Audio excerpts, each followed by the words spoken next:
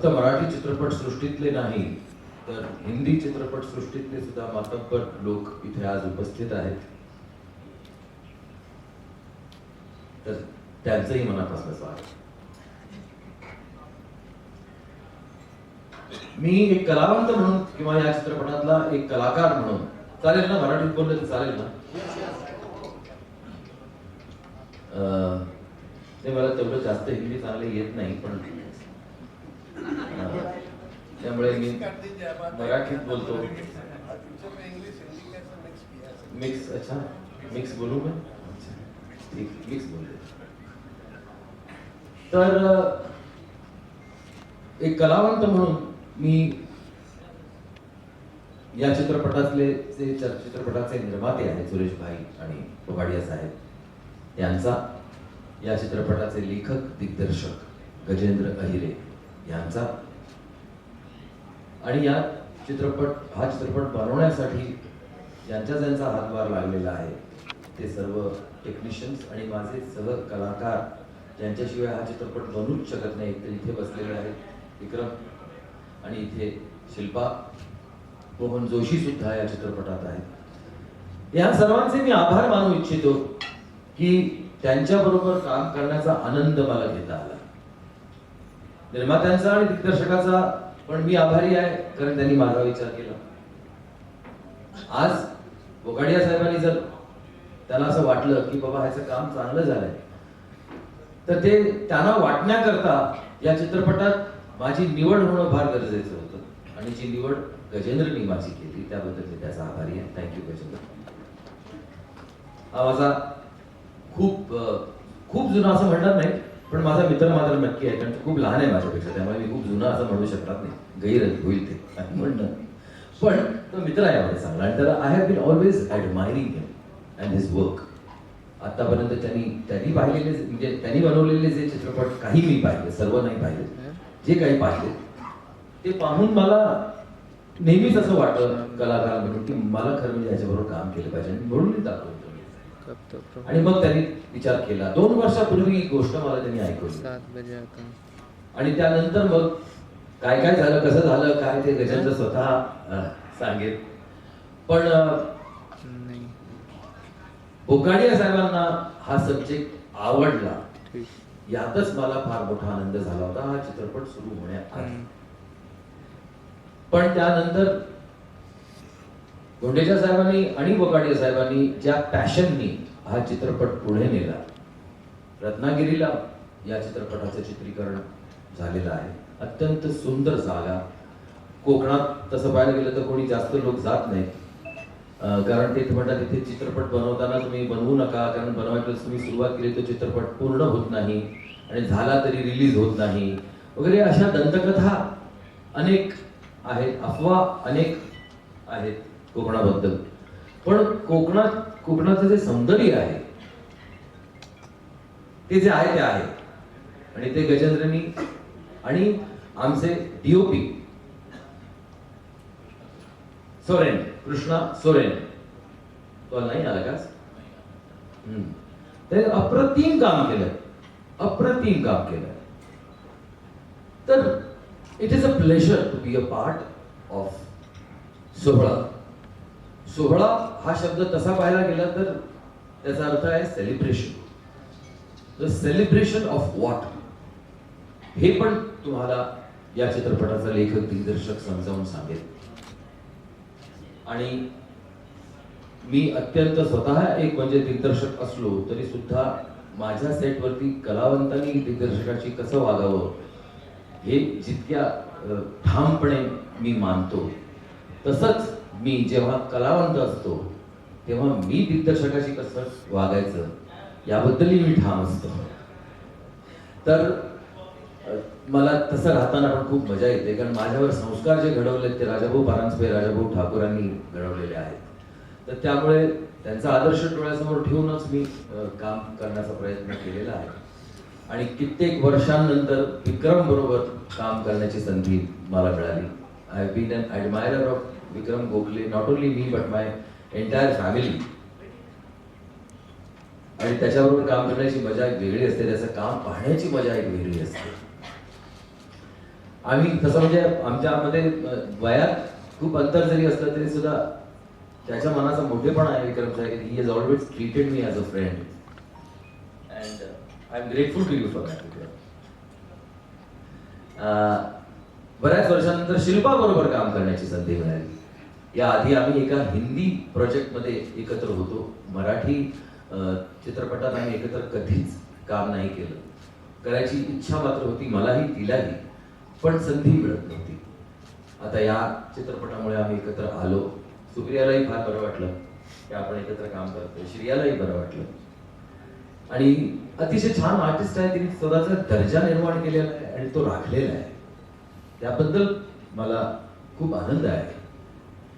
आणि तिच्याबरोबर काम करायला मिळणं ही एक आनंदाचीच गोष्ट आहे. त्यामुळे thank you very much that you have work with me in this film and help me out in my role. Thank you all. मी नरेंद्र भिडे यांचं पण नाव घेऊ इच्छितो की ज्यांनी या चित्रपटाचं संगीत दिलेलं आहे. त्यांनी सुद्धा खूप पहिलं रेकॉर्डिंग जेव्हा आपण केलं तेव्हाचं ते गाणं त्यांनी जे केलं होतं, क्या बात आहे. जर दर्जा राखून सगळ्या गोष्टी ज्या करणं ते गजेंद्रला कसं काय जमतं देवाला माहिती बाबा, पण तो करतो सगळं. आणि त्याची टीम पण तशीच आहे, त्याच्या शब्दाबाहेर नाही. आणि डिरेक्टरला हवं ते देणं हे निर्मात्याचं कर्तव्य असतं, जे बजावलेलं आहे या चित्रपटाच्या निर्मात्यात. त्याबद्दल मला खूप आनंद आहे. हा चित्रपट तुम्ही जेव्हा पाहाल तेव्हा प्रत्येकाचं ओपिनियन असणारच आहे, पण 16 हा चित्रपट लोकांनी एकदा तरी पाहावा असं मला मनापासून वाटतं. त्याच्यात माझा थोडा स्वार्थही आहे, कारण या चित्रपटात मी आहे. थँक्यू. नमस्कार. मेरे फादर का रोल कर रहे हैं विक्रम गोखले. मोहन जोशी भी इस फिल्म का एक बहुत अहम हिस्सा हैं. वो इस फिल्म में एक वकील का रोल कर रहे हैं. अच्छे अच्छे कलाकार इस फिल्म में जुड़े हुए हैं इस फिल्म से. और एक सेंसिटिव फिल्म बनाने की कोशिश की है गजेंद्र अहिरे ने, जिसका नाम है 16, और जिसमें मैं जो किरदार निभा रहा हूँ वो भी बहुत ही सेंसिटिव है. जब आप इसका पोस्टर देखेंगे या आप इसका ट्रेलर देखेंगे तो आपको इस चीज़ का अनुमान होगा कि ये सेंसिटिव कैरेक्टर है और इसकी सेंसिटिविटी किस डेप्थ में है. और जब आप फिल्म देखेंगे तब हो सकता है आप को सिंपैथी भी महसूस हो इस कैरेक्टर को लेकर, क्योंकि ये अलग किस्म का रोल मैंने करने की कोशिश की है. क्योंकि मेरे सामने ऐसा रोल लेके आया गजेंद्र, जो कि मैंने इससे पहले कभी ऐसा रोल किया नहीं था. और जो नहीं किया होता है वो करने का आनंद, करने की खुशी बिल्कुल अलग होती है. और जो मुझे मिली इस फिल्म में काम करके, जिसके वजह से मैं बोकाड़िया साहब का, गुंडेचा साहब का और गजेंद्र अहिरे का मैं शुक्रगुजार हूँ. राइट सर, बहुत सारे एक्टर्स ऐसा सोचते हैं कि जब हम लोग ओल्ड आदमी का रोल करते हैं तो फिर मतलब दूसरे रोल्स मिलना बंद हो जाते हैं जो सेंट्रिक रोल होते हैं. तो आप क्या सोचते हैं इस बारे में? क्योंकि आमिर खान ने भी एक ऐसा किरदार निभाया था दंगल में, उसके बाद जो है फुल फ्लेज रोल में आ रहे हैं. तो आपकी क्या सोच थी? आपका कहने का मतलब है जो ओल्ड के रोल होते हैं वो फुल फ्लेज्ड नहीं होते? फुल फ्लेजेड होते हैं या सेंट्रिक नहीं होते? नहीं, फिर ऐसे रोल दंगल में आमिर खान का रोल सेंट्रिक ही था जी, लेकिन आगे ऐसे इस फिल्म में भी मेरा रोल सेंट्रिक ही है जी. लेकिन आप समझे? एक्टर ऐसे सोचते हैं कि आगे उसी तरह के रोल उन्हें ऑफर होंगे, तो उस बारे में ऐसा कुछ देखिए, स्टैंप लगाना इंडस्ट्री का काम है. पिक्चर एक्सेप्ट करना, रोल एक्सेप्ट करना या नहीं करना एक्टर का काम है जी. तो मेरे ख्याल से it is a win win situation. इसमें कोई आप फंस जाएंगे या आपको पुलिस पकड़ लेगी या आपको सज़ा होगी, ऐसा तो कुछ नहीं है. आप अगर नया रोल कर रहे हैं, नया किरदार कर रहे हैं तो अपने ढंग से कीजिए. और उसके बाद अगर आपको ऐसे भी रोल मिलते हैं, ना बोलना आपके हाथ में है और हाँ बोलना भी आप ही के हाथ में है. अगर अच्छा रोल आया उस वक्त मैं फिर अभी मैं उम्र नहीं देखना चाहूँगा अभी, क्योंकि मुझे अभी डुएट्स गाने हैं नहीं. मुझे I don't want to run around the tree at all. मुझे अभी वो गाने कौन दिशा में लेके चला रहे बटोहिया नहीं गाने हैं. मुझे रोल्स करने हैं, मुझे एक्टिंग करनी है. एज एन एक्टर मुझसे जो योगदान होता है वो करने की मुझे कोशिश करनी है अभी. इसलिए मेरे लिए कोई डर वाली बात नहीं है कि मैं ये करूँगा तो वो हो जाएगा और वो करूँगा तो ये हो जाएगा. सर ये भी जानना सचिन जी, चाहूँगा आपके किरदार निभाते हुए ऐसी कोई सीन जिसमें आप बहुत ज़्यादा सोचने पर हो, ज़्यादा आपको बहुत अलग लगा उस सीन में? नहीं, ये फिल्म बहुत सारी ऐसी चीज़ें हैं, बहुत सारे ऐसे मोमेंट्स हैं इस फिल्म के जिसमें मुझे ऐसा महसूस हुआ, लेकिन अगर मैं उनके बारे में कहना चाहूँगा या डिस्क्राइब करना चाहूँगा तो मुझे कहानी रिवील करनी पड़ेगी, कोई ऐसी जो बात मैं आप शेयर करना चाहें नहीं, ताकि मैं यही कहूँगा, शेयर करना चाहूँगा कि इस फिल्म में काम करते वक्त मुझे बहुत मज़ा आया, क्योंकि इसकी सेंसिटिविटी को मेरी सेंसिटिविटी के साथ में जब मैंने जोड़ा तो उसका जो एक आनंद आया वो एक्सपीरियंस अलग है, और experience can not be expressed, it has to be experienced. Sachin sir ये भी जानना चाहूँगा कि जो कंटेंट होते हैं मराठी फिल्म के, हर चीज़ का एक वक्त होता है, उससे पहले वो चीज़ नहीं होती। आज मराठी फिल्म इंडस्ट्री को ये रुतबा मिला है और ये दर्जा मिला है, तो किसी ने उस पर एहसान नहीं किया।